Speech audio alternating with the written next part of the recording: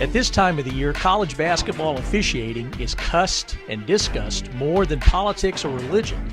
The Big 12 Conference granted an all-access opportunity for an inside look at how the men in the striped shirts work at critiquing themselves and improving their craft. I marked plays in my head about certain plays that we had, like the one charge call with the foot out.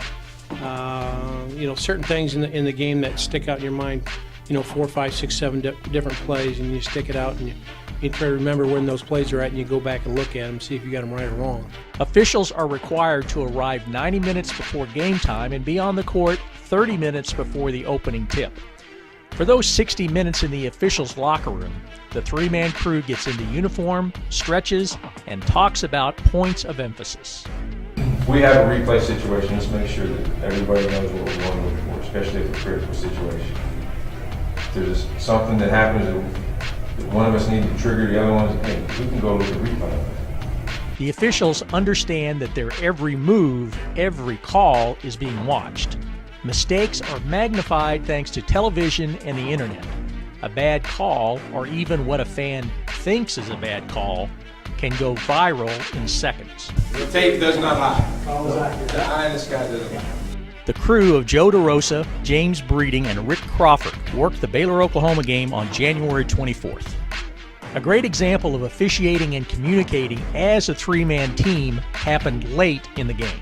Breeding initially called a charge on Baylor's Quincy Acey, but DeRosa had a different and better angle.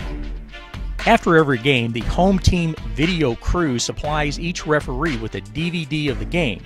In this case, it allowed for instant post-game analysis. Well, I don't hear Joe's whistle, so I'm just calling the play when AC goes into him. It's a block charge play. And when I hit my whistle and call the offensive foul, I'm looking at Joe, and I can tell from his body language that he has something different, clearly.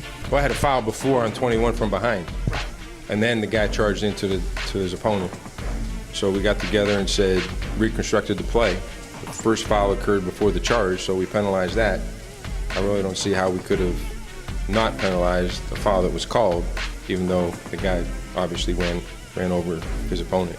Baylor won at Oklahoma 77-65. The next night, DeRosa was joined by John Higgins and Bert Smith for the Missouri-Oklahoma State game in Stillwater. The Cowboys pulled an upset, stunning the second-ranked Tigers. Oklahoma State won, even though Markel Brown was called for 2 technical fouls for unsportsmanlike conduct after a block shot and a dunk.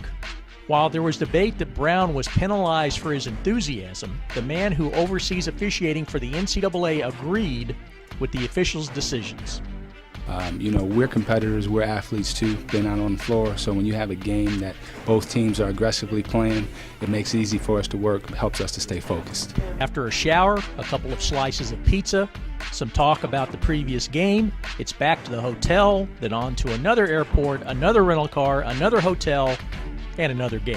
What doesn't change for these stars and stripes is that they are constantly striving to improve and that they remember their few mistakes more than the hundreds of calls they get right. That's a positive for us. It gives us the access to be able to get better. We might drive down the road tonight and think about some plays that we haven't talked about right now, but that gives us opportunity to look at them, look at our positioning, see whether we got straight lines, see whether we had the right angles, and all those things from a technology standpoint make things much more progressive for us today. For the Big 12 Digital Network, I'm Wendell Barnhouse.